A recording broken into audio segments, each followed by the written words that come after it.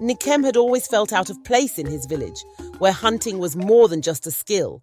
It was a mark of honor, strength, and respect. But no matter how hard Nkem tried, he couldn't seem to master the craft.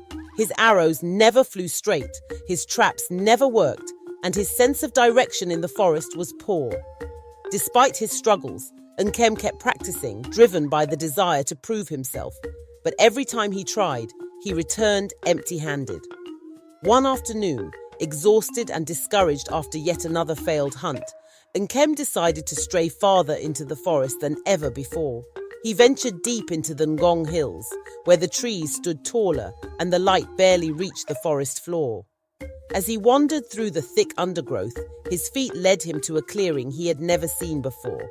There, nestled among the roots of a large gnarled tree, lay a mask. Its dark wood gleamed even in the dim light, the intricate carvings drawing him in. The mask seemed ancient, worn by time but still powerful. Nkem knelt and picked it up, feeling an inexplicable pull toward it. There was something alive in its craftsmanship, something that whispered promises he couldn't quite hear, but felt in his bones. Without hesitation, he put the mask on. The moment it touched his skin, the world shifted.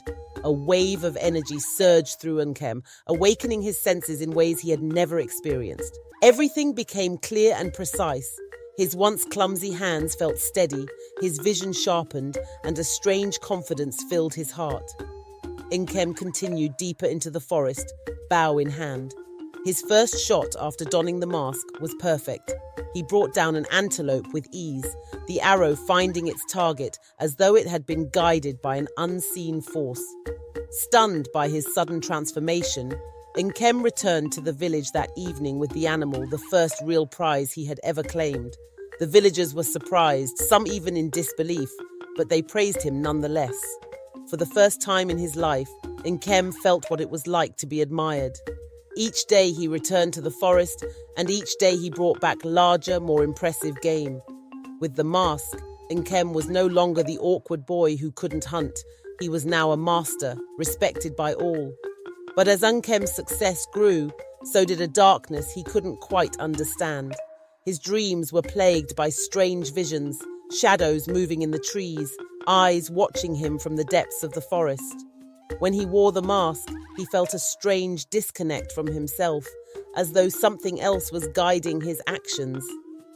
One evening, while hunting in the heart of the forest, Nkem spotted movement through the trees.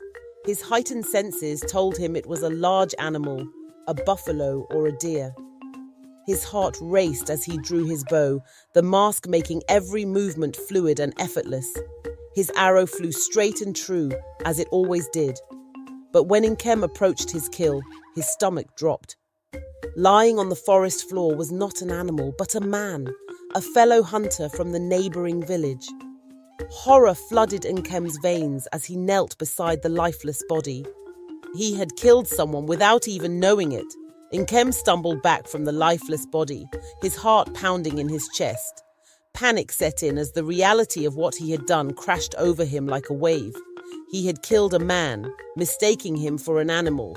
His hands trembled and his breath came in ragged gasps. The guilt weighed heavily on him as he fled the scene, running blindly through the forest until the village came into view. His thoughts raced, trying to make sense of the tragedy. It was an accident, he told himself over and over. I wasn't paying attention. My eyes failed me. He couldn't accept the thought that the mask, the very thing that had transformed him into a skilled hunter, might have been responsible for the terrible mistake. For days, Nkem avoided the forest, the memory of the man's lifeless eyes haunting him every time he closed his own. But the pull of the mask was too strong to resist for long. He convinced himself it had been nothing more than human error. Eventually, he returned to the woods, mask in hand, seeking the thrill of the hunt once again. At first, everything seemed normal. Nkem hunted with the same precision as before, each arrow finding its mark. His confidence began to return, and the mask, which had felt like a curse, once again became a source of power. He hunted animals as usual, each kill reaffirming his belief that what had happened that fateful day was a tragic accident, nothing more. But then, it happened again. It was a cold, foggy morning when Nkem set out on another hunt in the forest. He spotted movement up ahead, something large, something that his sharpened instincts told him was prey. Without hesitation, he pulled back his bowstring and released the arrow. As Nkem approached, expecting to find a wild animal, it was another man. Nkem's legs gave way, and he collapsed beside the body. His heart raced and his mind screamed in horror. How could this have happened again? His vision blurred as the realization hit him like a hammer. The mask had distorted his senses. It wasn't just his eyes that had failed him. It was the mask all along. Before he could flee, shouts echoed through the forest. Villagers who had been hunting nearby heard the commotion and rushed to the scene. They saw the body, saw Nkem standing over it with the mask still on his face, and their expressions turned from confusion to horror. "Nkem, what have you done?" one of the hunters cried, his voice filled with disbelief. Nkem tried to speak, to explain, but the words wouldn't come. The villagers restrained him, taking the mask from his hands as they led him back to the village in chains. His protests were drowned out by the murmurs of the crowd, who had gathered to witness the return of the once celebrated hunter, now a murderer. Nkem was brought before the village elders, the weight of his crimes pressing down on him. His head hung low, the shame and guilt overwhelming him. The mask, now lying on the ground before the council, seemed to radiate an ominous energy, its dark wood gleaming under the flickering light of the torches. The elders, wise and aged, regarded Nkem with a mix of sorrow and severity. They had heard the stories of his sudden rise as a hunter, his incredible accuracy and unmatched skill. But they also knew of the recent deaths, hunters who had gone missing only to be found with arrows in their chests. The council was silent as the oldest among them, a man named Kiongozi, approached the mask. His face darkened as he recognized the ancient carvings, the symbols etched into the wood. "This mask," Kiongozi said, his voice trembling with a mixture of fear and anger, "is not what it seems." He turned to the other elders and villagers. "This is the Mask of Shadows, a cursed relic from a time long forgotten. It was created by those who sought power beyond human limits. But that power came with a terrible cost. The wearer of this mask is not granted clarity. It twists their senses, turning them into a predator that hunts without distinction. Man or animal, it makes no difference." Gasps rippled through the crowd as Kiongozi continued. Nkem did not see clearly because the mask made him blind to humanity. It turned him into a hunter of men. Nkem's heart sank. He had suspected the mask had some dark influence, but hearing it confirmed sent a shiver through him.